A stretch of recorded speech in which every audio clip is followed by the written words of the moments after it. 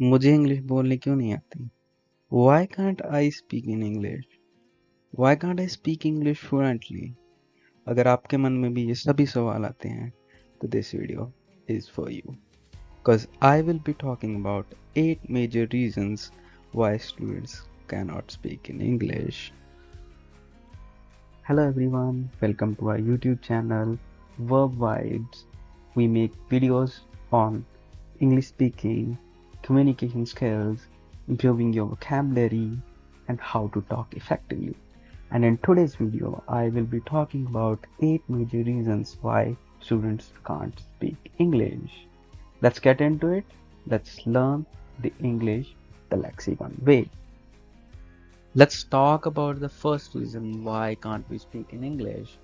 पहले रीजन की गल करते हैं. पहला रीजन हमारा जो है वो है lack of exposure. Students are not familiar with English language or they have very limited exposure in their life English language. उससे होता क्या है कि लाइक मोस्ट ऑफ जो स्टूडेंट्स हैं हमारे या तो हिंदी मीडियम से पढ़े होते हैं या तो उनकी स्कूलिंग जो है उनकी रीजनल लैंग्वेज से हुई होती है. और जो कुछ स्टूडेंट्स होते भी हैं जिनकी स्कूलिंग जो है इंग्लिश लैंग्वेज में हुई होती है, इंग्लिश मीडियम से वो पढ़े होते हैं, but outside of their classroom they didn't had any exposure to English language. उससे क्या होता है कि they have they feel difficulty they feel difficulty in developing their listening and speaking skill in English. तो that results into कि मतलब उनको या तो फ्लुएंसी नहीं आती इंग्लिश बोलते हैं, they are not able to speak fluently in English, और क्या क्या कि वो पूरी तरह इंग्लिश बोल ही नहीं पाते और they are very bad at it. So that's point number one, like lack of exposure to English language. Moving on to the point number two, that is fear of making mistakes. जो हमारा point number to है fear of making mistake. Student जो है काफ़ी time ऐसा होता है कि वो गलती करने से डरते हैं. गलती करने से डरते हैं कि लाइक जो उनके फ्रेंड्स हैं या फिर सामने वाला जो भी जिससे वो कन्वर्सेशन कर रहे हैं इंग्लिश में, उसे उसका मजाक उड़ाएगा, उसको उसका फन बनाएगा कि लाइक है ना कि तुम्हें तो इंग्लिश नहीं आती, ऐसा वैसा. स्टूडेंट क्या करता है, ओवर थिंक करता रहता है कि मैं गलती करूंगा, इससे अच्छा कि मैं इंग्लिश बोलता ही हूँ. तो that is point number two, fear of making mistake. Let's move to the point number three, that is limited vocabulary. जो काफी बार आपके साथ भी ऐसा हुआ होगा कि आप किसी के साथ कॉन्वर्सेशन करने की कोशिश कर रहे हैं, ठीक है, और आप उसको कुछ एक्सेस करना चाहते हैं, और बट आपके पास वो इंग्लिश का वर्ड ही नहीं होता आपके दिमाग में.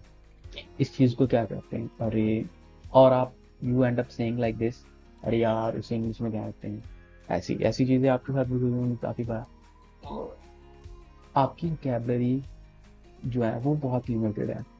तो काफी बार स्टूडेंट्स हैं है ना, they are not able to choose right word at right time while expressing themselves. So that is point number three, limited vocabulary. Let's move to the point number four, that is pronunciation.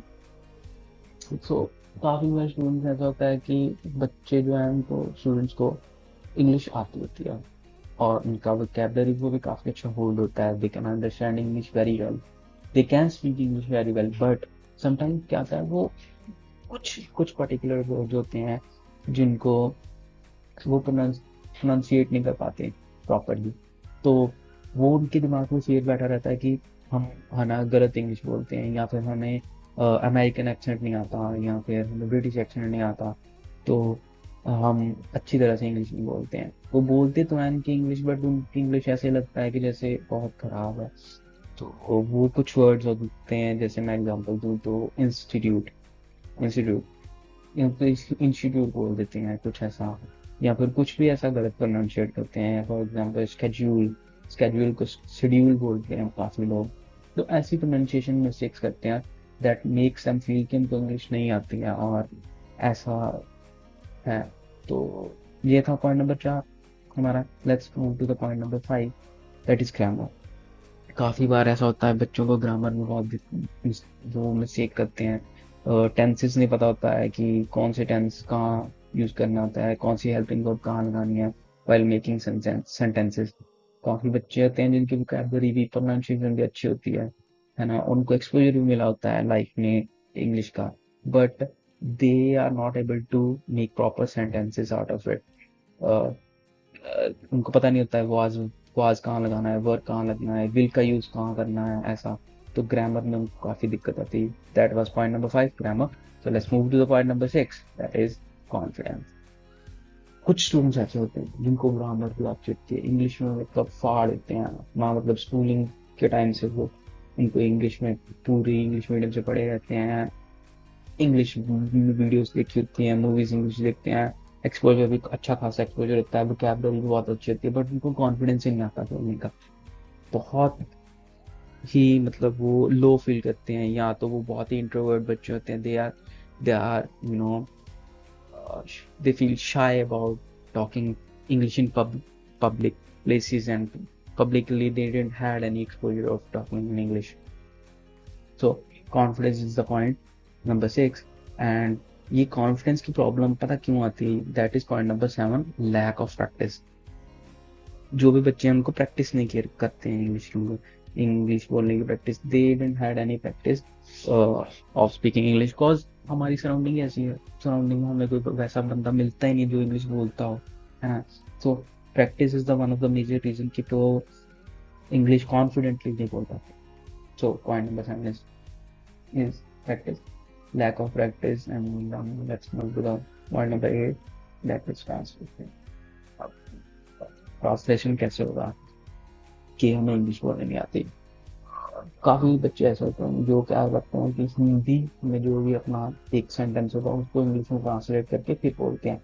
वो जो हिंदी से English में translate करने में जो time period लगता है ना, टाइम पीरियड जो आता है उस वो टाइम पीरियड क्या करता है, एक गैप क्रिएट कर देता है आपकी थॉट प्रोसेस में।